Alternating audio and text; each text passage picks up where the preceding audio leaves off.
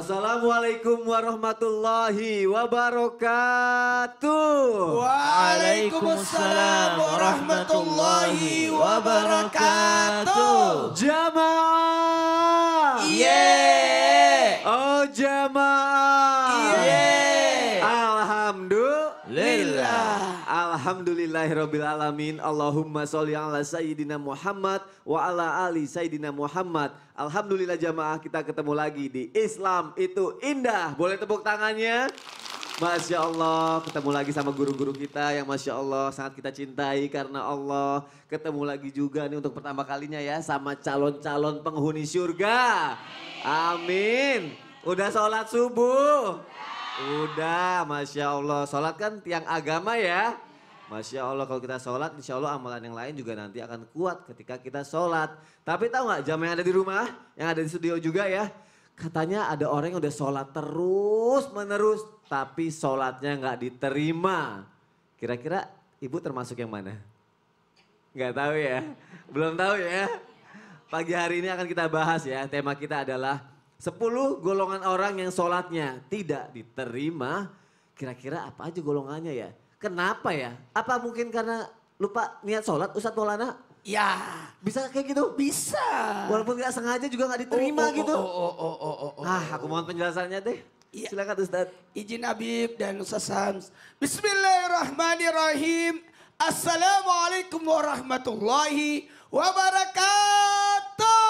Waalaikumsalam warahmatullahi wabarakatuh. Jamaah. Yeay. Oh jamaah. Yeay. Alhamdulillah. Lillah. Alhamdulillahirrabbilalamin. Allahumma salli ala sayyidina Muhammad wa ala ali sayyidina Muhammad.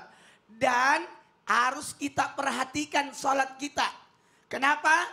Kesempurnaannya. Nah kalau begitu ternyata ada 10 golongan orang yang ditolak sholatnya. Yang pertama yang ditolak sholatnya adalah orang yang tidak berniat ketika sholat. Maka diperhatikan niat ini. Innamal a'malu binniat. Tergantung dari niatnya. Jadi amal ibadah itu harus niatnya karena Allah. Nah gimana nih kalau dia tidak baca niat? Maka ditolak sholatnya karena dia tidak membaca niat. Karena niat itu bahagian daripada rukun dari 13 rukunnya sholat. Nah gimana nih jamaah? Yeay. Satu hal lagi buat kita. Pembelajaran buat kita yakni kalau kita sholat harus tenang. Siapkan baca niat. Apa niatnya jamaah? Yeay. Oh jamaah. Yeay. Niatnya adalah pada saat kita takbiratul ihram. Karena dalam sholat ada 2 takbir. Takbir yang pertama takbiratul ihram yang diikutkan dengan niat. Yang kedua adalah takbir intikal atau takbir peralihan yang tidak ada niat di dalamnya. Maka ketika kita mau takbiratul ihram Ya. itu harus disertai dengan niat. Allah. Mulut berkata takbir Allahu Akbar tapi hati berniat di dalamnya. Oh Masya Allah, dan insya Allah sholatnya nanti Paling diterima. aman kalau sebelum takbir sudah niat duluan. Jadi lebih aman. Masya Allah, jadi semua dimulai dari niat. Jadi ditolak sholatnya gara-gara Tidak niat. Terima kasih Ustadz Maulana, tepuk tangannya dong. Masya Allah. Nanti udah niat sholat, abis itu gak boleh zolim. Katanya kalau orang yang zolim, sholatnya juga gak diterima. Coba kita tanya sama Habib Usman. Bib, benar orang yang zolim sholatnya gak diterima? Lalu. Kalau orang rajin sholat, tapi rajin juga zolim, itu diterima juga gak sholatnya? Ayo. Ini menarik. Ya, silakan Habib Afwan, Usman. Mas Soni, Ustadz Syam, Ustadz Maulana. Bismillahirrahmanirrahim.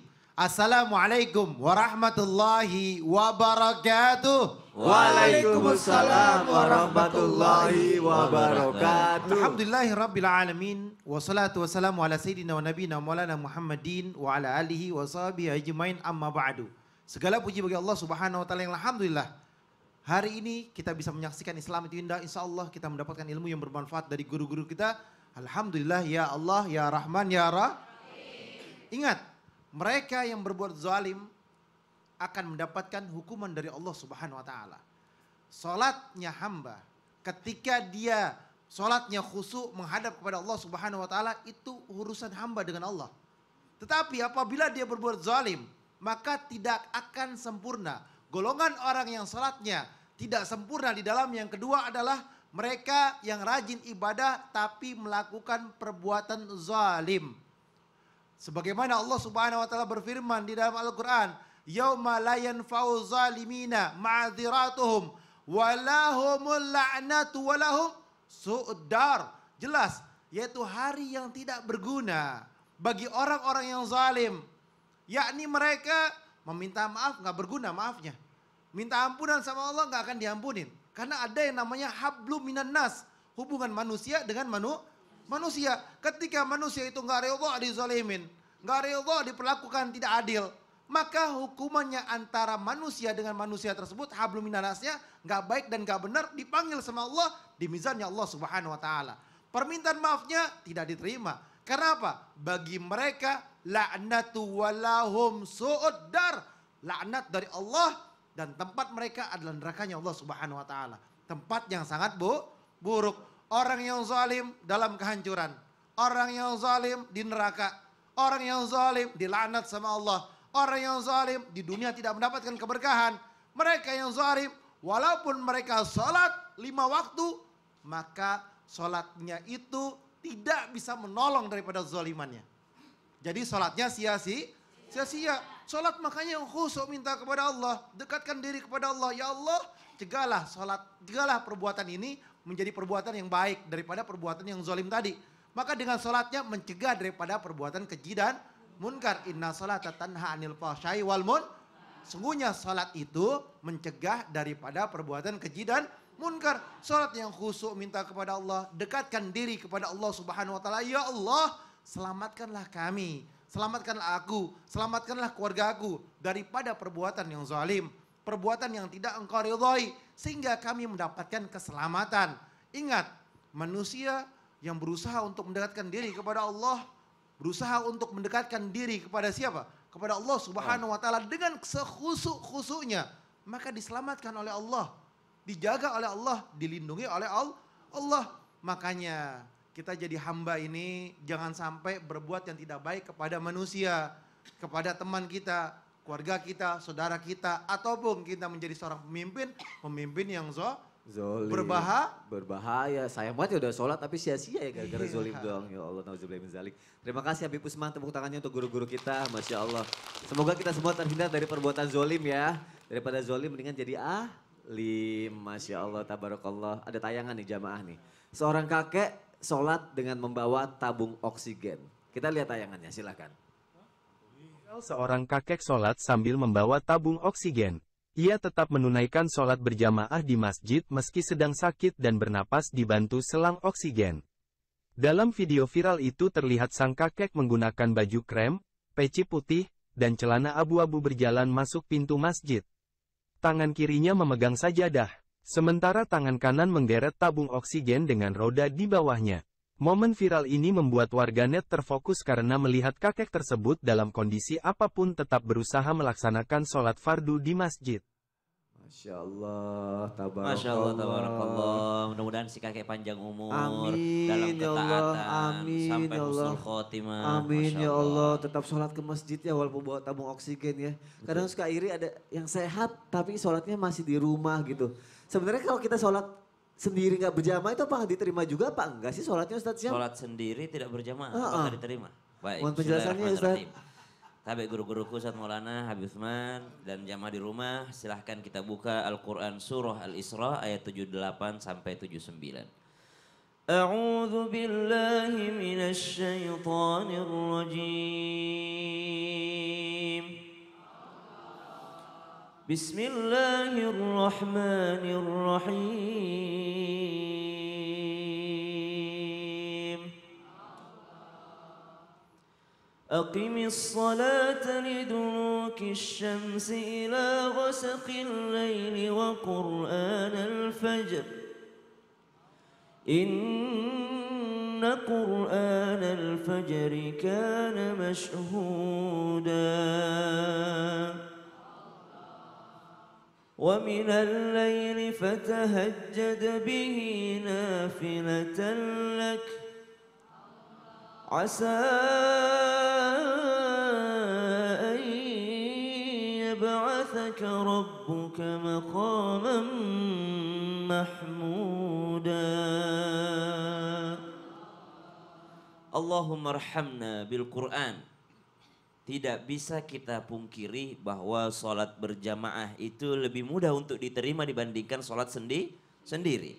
Kenapa? Dalam sholat berjamaah ada mengikuti aturan Allah, ada mengikuti sunnah Nabi, ada belajar bersama di dalamnya, ada kewajiban yang tidak perlu kita lakukan. Maksudnya ada yang sudah ditanggung oleh imam. Termasuk diantaranya Nabi SAW mengingatkan kepada kita dalam sebuah riwayat, la sholata, tidak ada sholat, artinya tidak diterima sholatnya. Liman lam yaqra bi fatihatil kitab, bagi orang yang tidak baca surah Al-Fatihah. Nah ini berlaku bagi siapa? Bagi yang sholat sendiri. Tapi kalau sholat berjamaah maka ada perbedaan pendapat ulama. Mayoritas ulama tetap wajib baca surah Al-Fatihah. Meliputi Imam Syafi'i, Imam Malik, Imam Ahmad bin Hanbal wajib membaca suratul Fatihah. Tapi seperti Imam Abu Hanifah itu tidak mewajibkan daripada membaca surah Al-Fatihah. Jadi potensi diterimanya sholat ketika berjamaah jauh lebih besar dibandingkan sholat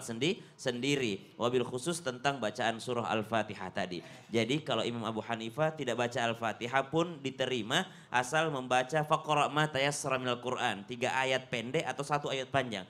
Tapi mayoritas ulama mewajibkan tetap membaca surah Al-Fatihah. Tidak sah kalau tidak baca surah Al-Fatihah kalau dia mampu. Kecuali dia tidak mampu. Mu'allaf misalnya. Ya. Baru masuk Islam. Belum hafal Al-Fatihah. Maka tetap sah sholatnya, diterima sholatnya meskipun dia tidak baca Al-Fatihah. Kalau aku lagi sholat sendiri di rumah baca Al-Fatihah juga diterima dong. Diterima tapi kan? Potensinya kecil.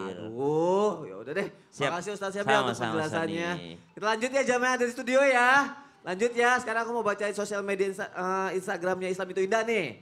Dari siapa ya? Tunggu ya. Dari, wah, maaf ya. Dari Fairuz Arafik. Wah, istri ngapain sih subuh-subuh? Assalamualaikum Ustadz Maulana.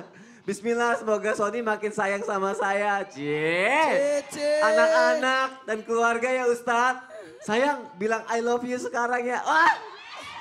Ayo. I love you istriku sayang. Jadi ngiri deh. Ngiri. Gak bisa bilang I love you ke pasangan ya. Gak punya pasangan ya. Jamaah jangan kemana-mana ya, tetap di Islam Itu Indah. Jamaah. Alhamdulillah. Bilang I love you dong ke siapa kayak gitu. Aduh, jangan.